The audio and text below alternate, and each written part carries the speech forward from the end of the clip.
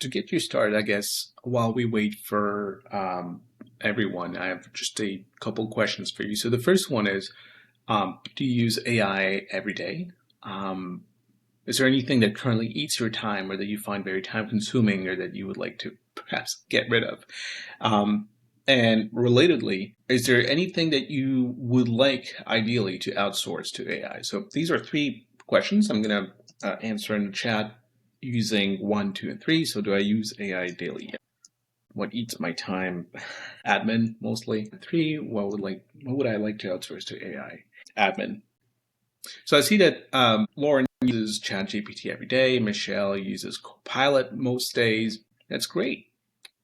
Grace uses Copilot and ChatGPT, so that's amazing.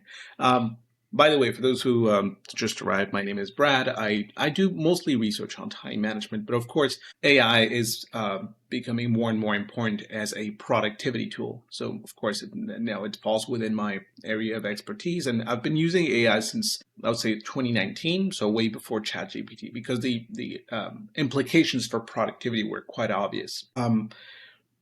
I I know now that this year, 2025, I guess it's like a particularly, it's like an inflection point for AI because for the first few years after ChatGPT, so 2022, 2023, very few people were using AI. And it was mostly students, mostly grad students, and now more and more. I think in March this year, we've reached a point where more than half of the people, at least in the United States, use AI quite frequently. So it's becoming part of our daily life. And I essentially am very interested in how people use it to kind of organize their time, organize their work, perhaps be a little more productive. And if you want I guess, the short version of what we know so far, uh, it's not clear whether AI makes people more productive. And we don't know exactly why. My hunch is that it's really a matter of how you use it. Whether you because it's not like any kind of software. It's not like Excel or Google Docs. It really takes a certain shift in mindset, and that's kind of what we're gonna cover today. So Kelly said, interested in how we can streamline our inbox plus calendar management. Great. Actually, we do have something on calendar management. We can talk a little bit about inbox. By the way, so thanks, Kelly. By the way, if you have any question at any point in time, feel free to use the chat. I'm not super familiar with this platform, Riverside, but my understanding is that you can also interject at any point in time. But chat is also good because I'll keep an eye out on any incoming questions. So Grace said also most of my time is admin. What's eating most of my time is admin, content creation, meetings, and so on. So yeah, I guess these tend to be the most time-consuming things. So I think we have about 20 people online now. We can get started. It's 10:05 on my end. So let's get started. We're going to cover three semi-foundational pillars of how we can use AI today. So how do we clarify what we want out of it? How do we build workflows and systems that help us manage our time, organize our admin a little more efficiently?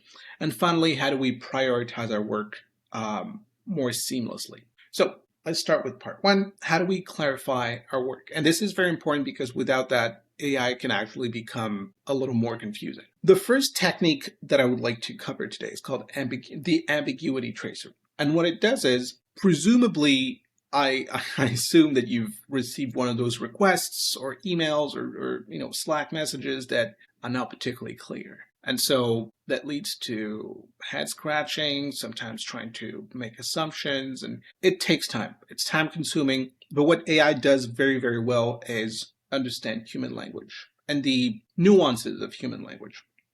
So here's what I usually recommend to eliminate the amount of time that is lost to ambiguity.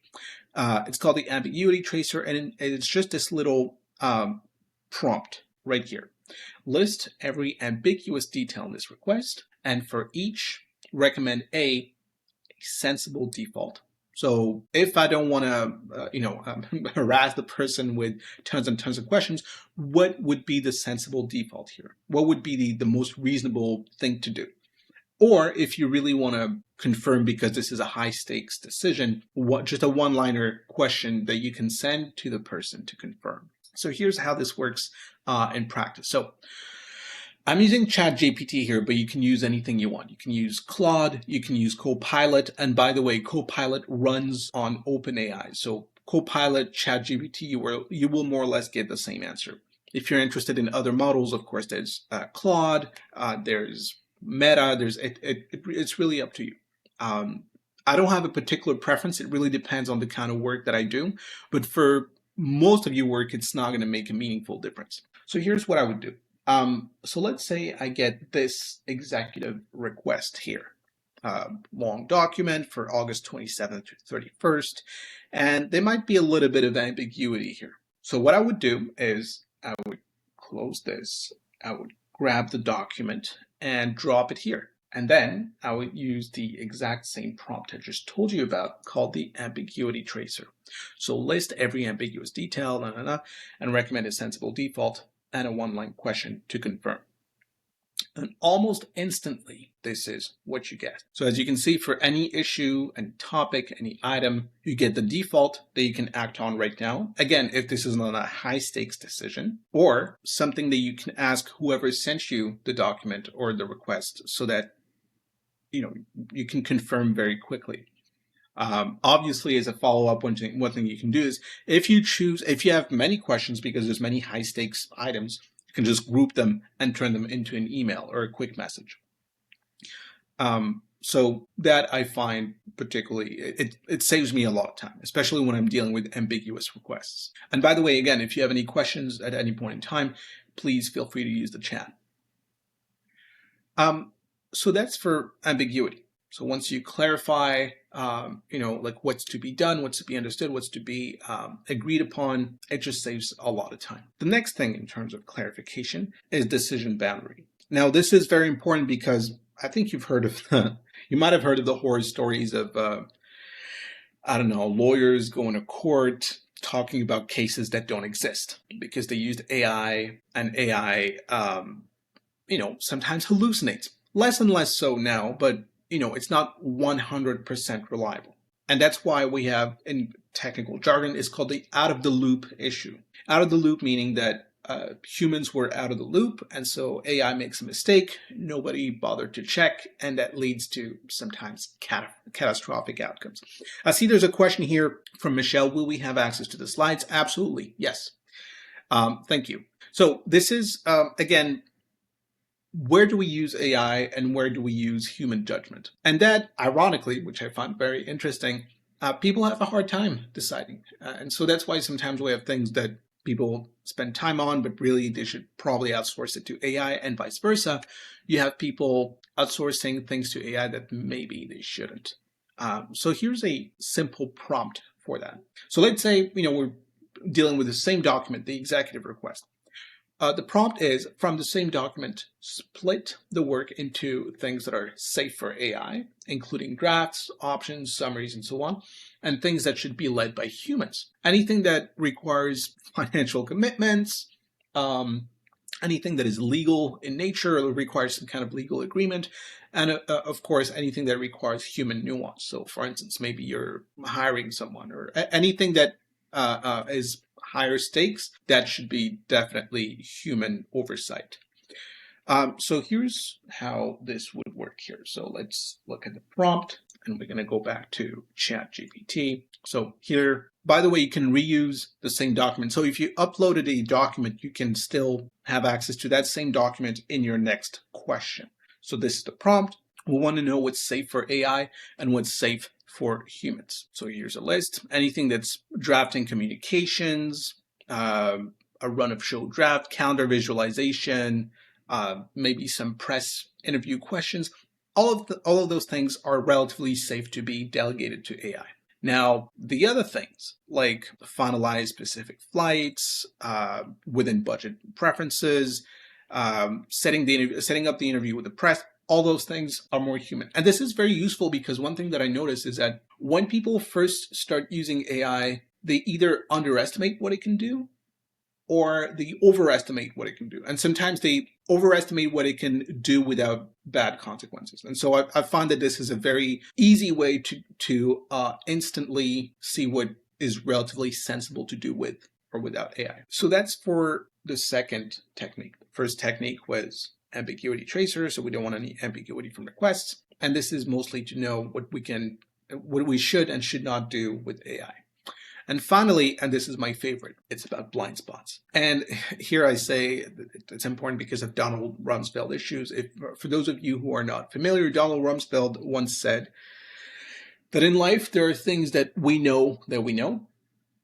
So those are the known knowns.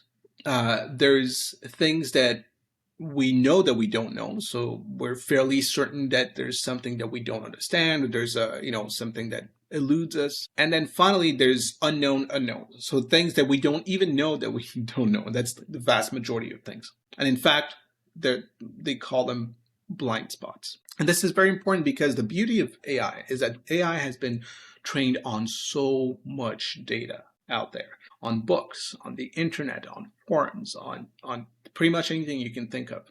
And so it has a vast knowledge of pretty much everything. And us humans, usually we're very limited. Like even if you're an expert, there's a lot of things that you don't know. And so one thing that I like to do when I've been working on a project for, say, like 30 minutes, 45 minutes, trying to brainstorm what we can do, trying to brainstorm new solutions. At some point, I just stop, I take a step back, and I ask the AI, what have I not thought of? What are my blind spots here? And 99% of the time, it's brilliant because there's a lot of things that, obviously I don't know. Even as an expert in time management, there's a lot of things I don't know about time management. And so it really helps you discover things that by definition you haven't thought of. And so that makes you more creative. That steers your thinking and your brainstorming into novel directions. And that's amazing, not just for brainstorming, but for problem solving. More practically speaking, here, for this particular, for this particular case, one thing we can do is something like after reading this document, so the executive request, list the most likely blind spots, the things that we haven't thought of. So if we do it here, things we have not thought of. And here, because of the nature of the request, it's probably going to be something around risk, like, make sure that, the flight is, or like the venue, the hotel is next to the venue, or that kind of thing. But essentially, it's going to be more practical. But if you use it for problem solving, for brainstorming, I usually find it extremely useful. Yeah, so travel and logistics, sometimes people forget that so this is a flight from Canada to the UK. Sometimes people forget that there may or may not be some entry requirements, some airport transfers. Depending on how important this is, you might want to have some backup flights.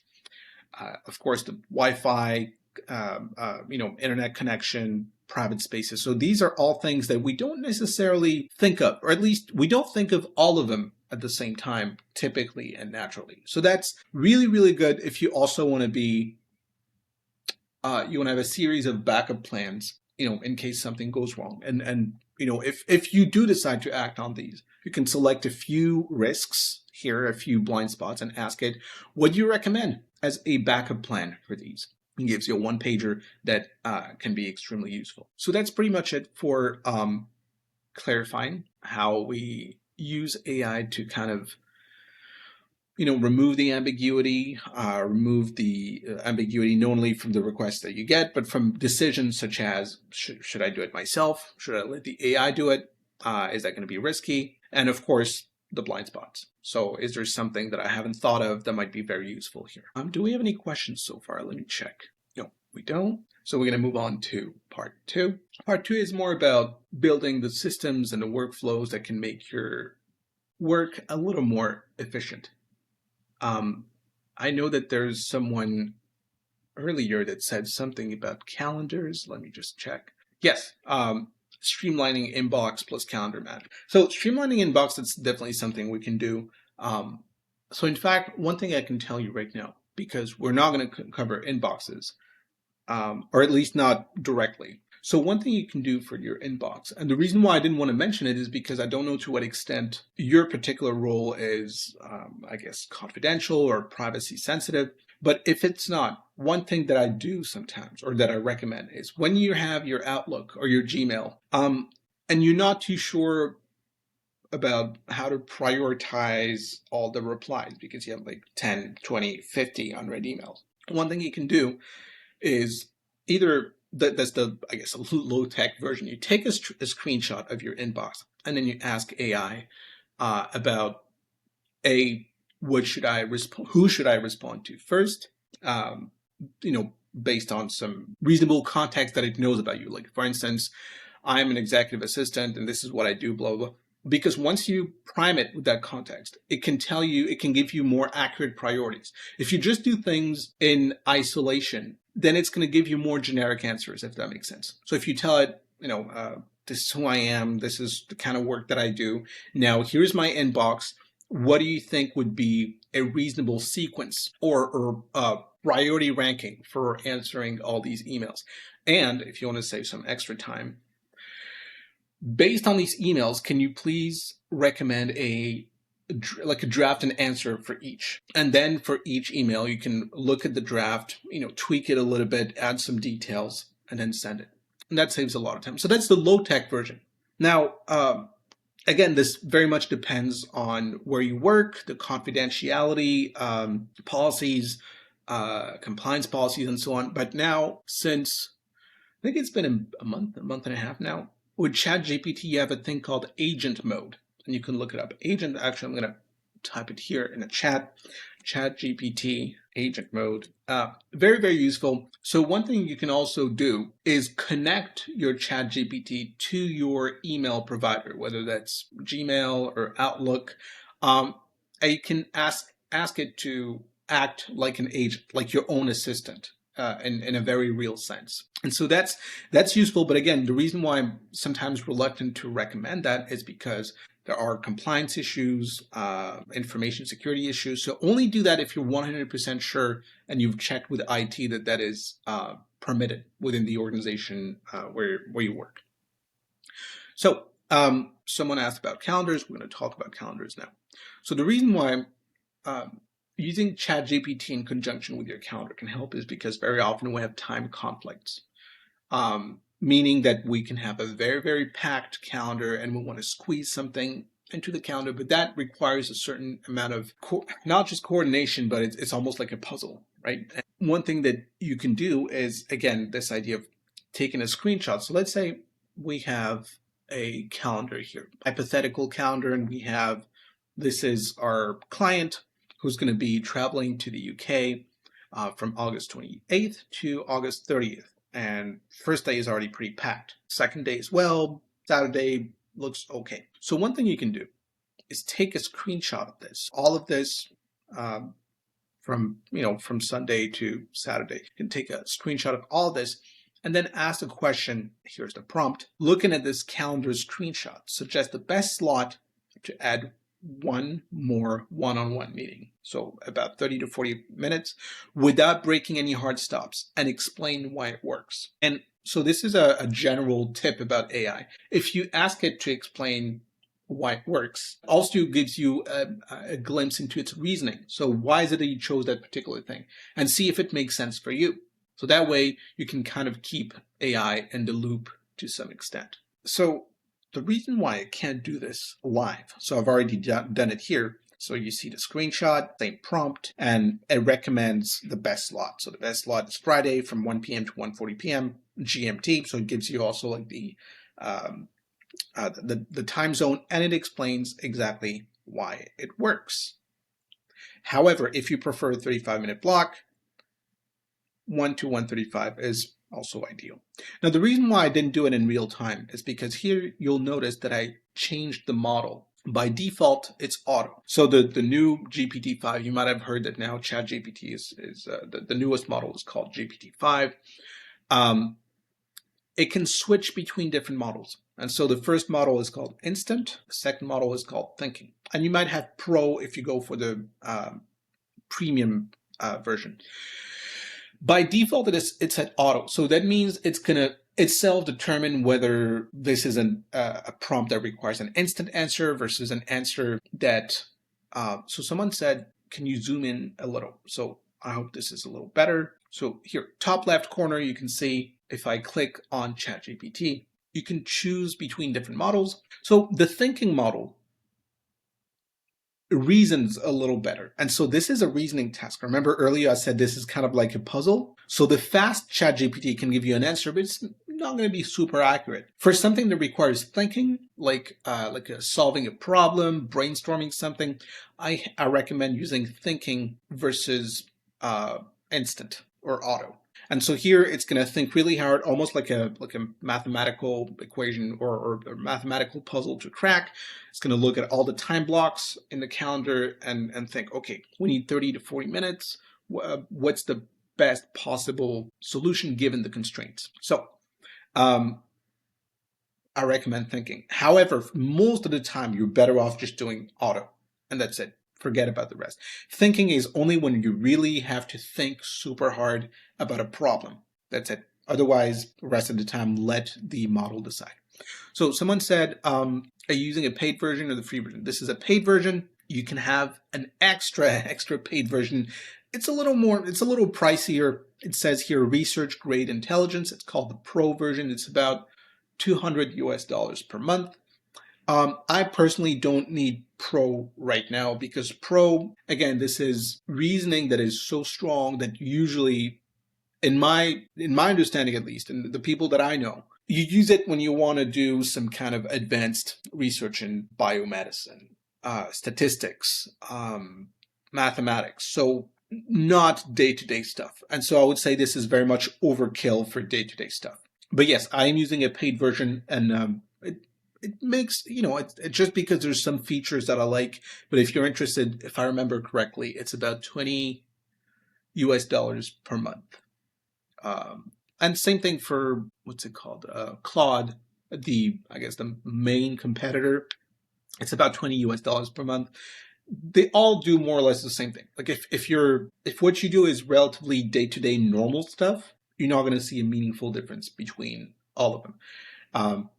I also like Claude because it writes well. So if you want to, I don't know, you have a draft of something and you need some kind of literary flair, I guess, Claude is better for that. Whereas ChatGPT, I always find it a little metallic in its writing, almost robotic. So I hope that helps. So that's it for calendar wrangling, especially when you're in a situation where there's a lot of constraints, there's flights, there's hard stops, there's workouts, meetings for interviews. And on top of that, you need to find some time to squeeze something else. Instead of, spending 10, 15, 20 minutes trying to do that, you can just take a screenshot and ask AI. And remember, because this is very much a reasoning task, switch it to thinking. So that's for calendars. Meeting recaps. So here we're going to build systems for, actually, let me see if I have it here. Let's say we have this document here. This is this document here, that call notes from a meeting from August 21st. The thing with meetings or with any, like summaries is that what you want is a too long did not read version. So a TLDR version that is not only shows you the key decisions that were made, but also if you use a task management program, like whether it's Asana or Trello or I don't know, Google Tasks, Outlook Tasks, they often follow a certain format. And you can ask the AI to turn those meeting notes into something that is actionable for your particular, the tool that you use. And if you don't use any tool, you can just ask it to turn it into a to-do list that you can then print out or just, copy into your notebook. And of course, if that's your thing, you can turn the meeting notes into something like a stakeholder brief. So let's do it. Let's go back to our ChatGPT, and we're gonna drag and drop the call notes here, and we're gonna copy prompt. So from the call notes, extract decisions, tasks in this particular format for my tool, and a stakeholder brief. So let's see what it does. A very simple format. The thing that I love about AI is that it makes lots of sometimes confusing or overwhelming information very, very digestible. Now, I don't know about you, but sometimes I drown in admin, contracts, invoices, and all kinds of things. I like making those things a lot more digestible, a lot more, compress them into something where I can immediately see, what do I need to know? What do I need to do? and that's it. So as you can see, everything has been transformed into Asana-ready tasks. So there's quite a few, and they've been assigned owners in your team. And finally, the stakeholder brief. That's it. So that's number 2, a meeting recap. That's another system that you can build automatically. And by the way, like Anna said, you will be sent these particular slides, and these slides contain the prompt, so you can reuse the prompts. So you can reuse the prompts. You can tweak them to your particular workflow. I find this very, very useful. The other thing that can be very, very useful for you is, so let's say we have a document like this. Where is it? The summit recap. So we have a working plan. We have tasks and work in progress, key decisions made. We have particular constraints, risks, and so on. Now, we want to turn this into something that's a little more useful for us. So we're going to go back to ChatGPT. Here's the London recap, and we're going to use this prompt. The prompt goes like this. Summarize the entire document into key decisions, owners and dates. So we've already done that. The risks. So very important if your job is also requires some element of de-risking. And finally, of course, again, the brief, but you'll see at the end a very important set of instructions. Only use information present in the document. If it's missing, label insufficient data. Now, the reason why we're doing this is because, like I said earlier, AI tends to hallucinate, meaning it makes stuff up. Sometimes it's rare, and it's becoming rarer and rarer. However, it is a possibility. So for anything that's high stakes, like let's say you're booking flights, a hotel near a venue, and then it recommended a hotel that doesn't even exist. You don't want to be in that situation. So one thing that's good is imposing additional guardrails, saying, hey, in your answer, please make sure only use information that exists. If you can't find it, just say, I don't know. So here it is. Here's the prompt. Oh, I forgot this. So this is a great way for me to turn long documents. And the document I uploaded is not even that long, but I really, when I have like a 15, 20, 40 page document, I really like turning it into something like this, where the information is really condensed, so that takes me a lot less time. And again, like I said in the blind spots thing, it's always good to always think about potential risk when it comes to traveling in particular. You know, there could be disruptions, like it says here, possible tube strike Friday morning. Some CEO may attend virtually. So it's good to always have backup plans to make things smooth, not only for you, but for the person you're also helping. And finally, this is one of my favorites because I don't know about you, but sometimes, you know, I'm working with someone and they made a mistake, or they acting in a way that's I find a little infuriating. But of course, I can't tell them that because they're my coworker, collaborator, colleague.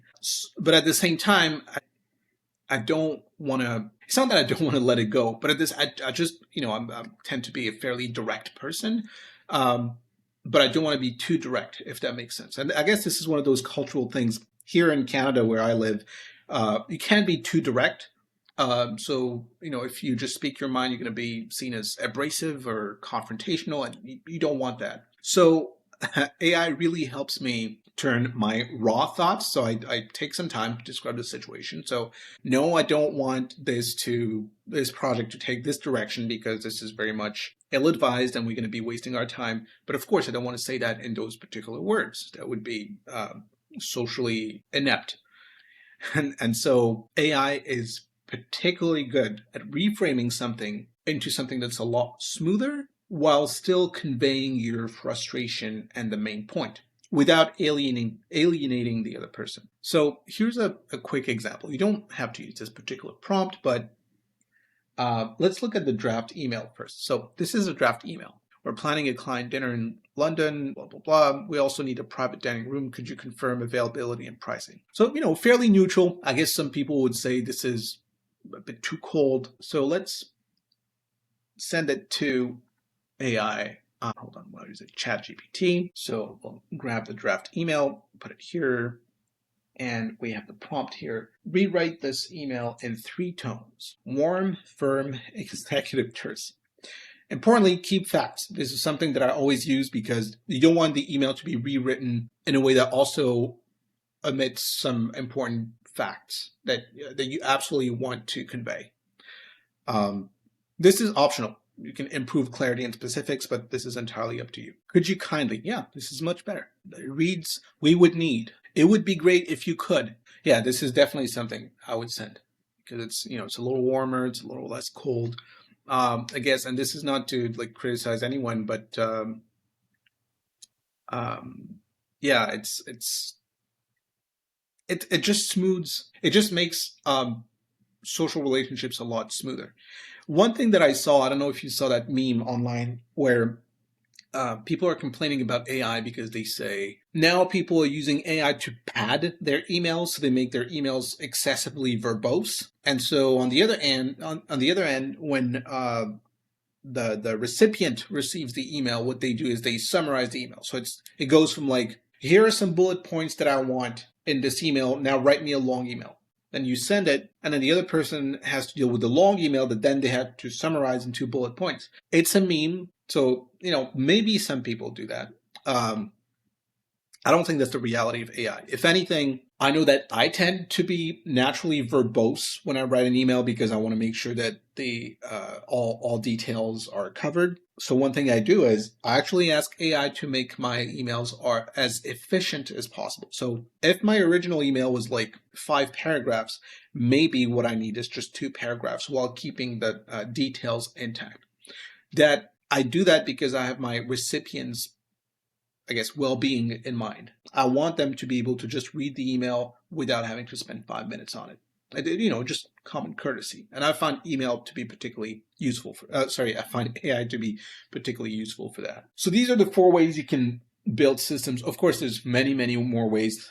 We don't have that much time left, actually.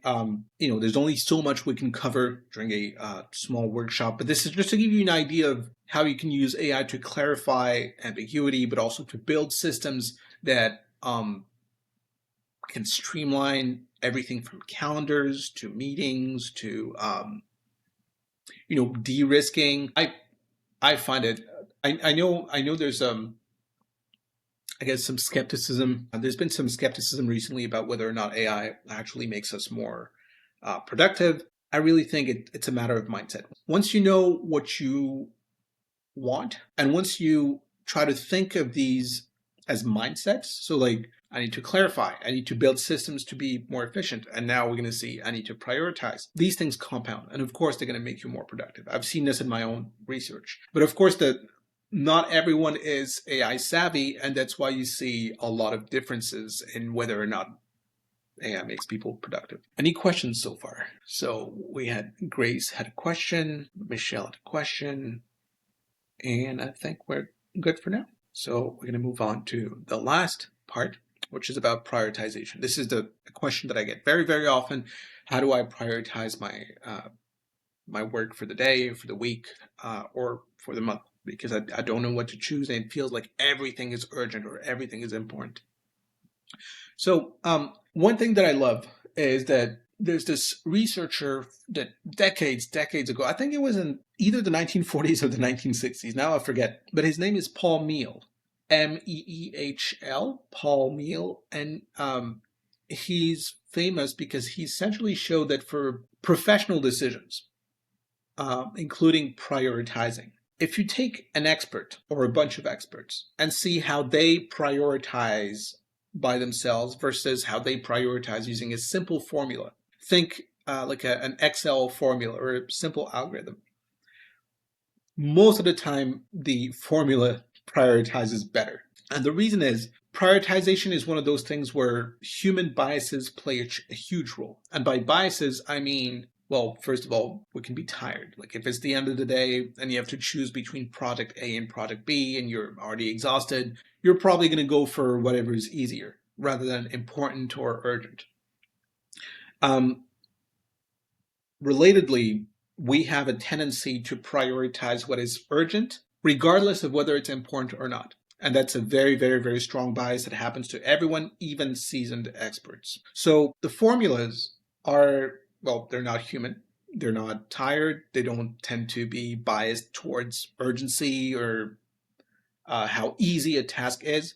So that's why they outperform humans in when it comes to prioritizing. And you can do the same. You don't have to use. Sometimes I recommend that people use a Excel spreadsheet formula because it's it's easy. But now that you have AI, really all you have to do is ask it to prioritize stuff for you. Again, based on your personal preferences, your role, your constraints, and so on. So let's say we have it could be if you're using an Outlook project manager or Trello, whatever, you can export that to AI. But if you just use a task list like this, like a document, that's more than enough. So you take this list and we're going to put it in ChatGPT and we're going to use the prompt using this document. Propose today's prioritization play. And also categorize tasks by must do, should do, nice to do, top risks, and if then rules. This is for like if then means like if something happens, then what do I do? Again, contingency planning. It doesn't have to be like that. Like if you prefer to do it in terms of like I don't know, like a category A, category B, like important versus urgent, you can always tweak this very, very easily. So let's see what it says. So already you can see what like assuming this is for today, because we said that this is for prioritizations for today. You already know what you have to do, and these are like almost non-negotiable because they're critical. And then if you can, you do this. And if you can't, well, you'll do them tomorrow. And it also very, very important because this is what we fall for. This is the reality. Like I've worked with tons and tons of people to help them prioritize a little bit better. The reality is that instead of doing this, people often do this because it's easier, it takes less time, and so on. It gives them the feeling that they've accomplished something, but really it's not as important as and critical as this. So now that you have a clear categorization, you don't really have an excuse. You have to start with this because these are non-negotiables. And again, interesting to see what the risks are and the backup plans. So if venue declines availability, then we do this. If the tube strike is confirmed, then we do this. So it saves time also in terms of contingency planning. So you don't have to wonder, okay, this happened now what? You already have a plan here. So Michelle said, is there an easy way to see or decipher the jargon where different AI systems store the data they collect? So I assume this is a question about compliance and confidentiality. It depends. So from what I know, ChatGPT and Claude, so Anthropic, both these companies have, if I remember correctly, they're called enterprise models. And those models are compliant with some, again, I'm not a compliance expert, but I think it's called SOC2 or something like that. Um, and they have some kind of like zero retention policy and that's very clear. But the uh, free or even paid version of regular ChatGPT, I'm not sure. I'm not sure, and I would probably be cautious if you're sharing any kind of confidential information. I would probably not do it on the regular ChatGPT unless you know that your organization has an enterprise license that is guaranteed to be zero retention and compliant. So I would ask IT. I was going to say something about APIs, but it's a little more technical. Yeah, so Michelle also said meetings recording software like Jamie, for example. I know that there's one that's called Otter, so Otter AI for meetings if you're interested. I found it pretty good, very intuitive. And I know that at least in the paid version, it is confidentiality compliant or something like it. Again, I think it's called SOC2, not a compliance expert. Um, but I know that some people, even in if I remember correctly, it was in banking. They use Otter precisely because of that reason. So, and by the way, if there's a document about compliance and, like you said, it needs to be deciphered and it's a lot of jargon, you can use AI to help you kind of understand what that means. Um, Sometimes when I'm dealing with, I don't know, like a contract that seems a little fishy, like for a mortgage or something like that, I do ask it, like in simple terms, is there anything fishy here, or is this just standard mortgage stuff? And that's very useful, I find. And by the way, um, because you need to look at those things very, very carefully, like a mortgage document, sometimes I go to thinking. Not necessarily, but sometimes I go to thinking. Takes more time, but sometimes it's useful. But again, my tip to you is always stay in auto here. So you let ChatGPT decide whether or not to do instant versus thinking. That was a great question. Thank you. Um, so that's the auto prioritization, because this not only saves time, but also it's great for well-being, for stress, because believe it or not, prioritization decisions, so constantly deciding, do I do this or do I do that, that is very exhausting, that is very draining, and by the end of the day you're going to feel exhausted. Whereas if you auto prioritize, that saves you a lot of mental energy that you can use to actually focus on the task at hand rather than constantly decide what to do. And finally, I wanted to keep this for as the last tip, because this is fairly new. It's fairly recent. I think it was released less than 2 months ago, if I remember correctly. And it's called agent mode. So in ChatGPT, the way you do it is, see the little plus here where it says add files and more? You click on it and you click on agent mode. And what agent mode is going to do is, it can be very time consuming. So this is really not the first thing I would do. And in fact, I rarely use it. It's going to go on the internet and actually interact with websites the way a human would. Interact with websites, look at, I don't know, like flight tickets, videos, all kinds of things, and then come back to you with an answer. And the answer could be just a long answer. It could be a Excel spreadsheet, like, I don't know, find me some data about competitors, and then it comes back with a spreadsheet and some important statistics. The reason why I'm saying this is because for some of your tasks that might be useful, like for instance, you have to plan a trip. You can ask it to plan the trip for you by giving it all the constraints, like the budget, the hotel that you prefer, the options, the pros and cons. Now, the important thing is it can be very useful, but it can also be very clunky and sometimes unreliable. So the technology is not fully there yet. But as a starting point, it's very useful. Meaning, so if you want to plan a trip, by the way, because it can take anywhere from 20 to 45 minutes. So that's why I can't do it live. I've already done it for you. So here's the prompt, plan my trip, and then it worked for 14 minutes. So sometimes it takes a little less time, but it can take up to 45 minutes sometimes. So not the most time efficient way. So here are the options for hotel. It gives you the actual costs with pros and cons, the itinerary. And by the way, here, whenever you see this little, I guess kind of rectangle, it's the source, meaning that you can click on it to go directly. These are links. You can click on them to go directly to the original website. So I just wanted to mention that because it's useful as think of it as a first draft or the blueprint for a trip. I wouldn't necessarily trust it 100% because, again, technology is not there yet. But it could save you a lot of time. Oh yeah, that I mentioned that already. So again, if policy allows, just take a screenshot of your inbox. For the person that asked for, email inbox management earlier, you can do that with AI. But again, please be mindful of privacy, confidentiality, and your company's policy. So I didn't want to cover too much today. I didn't want to overwhelm you, but this, gives you a taste of what can be done with AI. And of course, as you use AI more and more, it's going to grow on you. You're going to have a more intuitive feel for how it works for you. So the reason why I think this is a particularly novel technology is because it's not about parameters. It's not like the usual software where you have to use certain knobs and toggles and text boxes where everything is very mechanical. Here, it's almost like interacting with a human being, meaning that you get a feel for how they work, they get a feel for how you work, and over time you develop your own very personal techniques.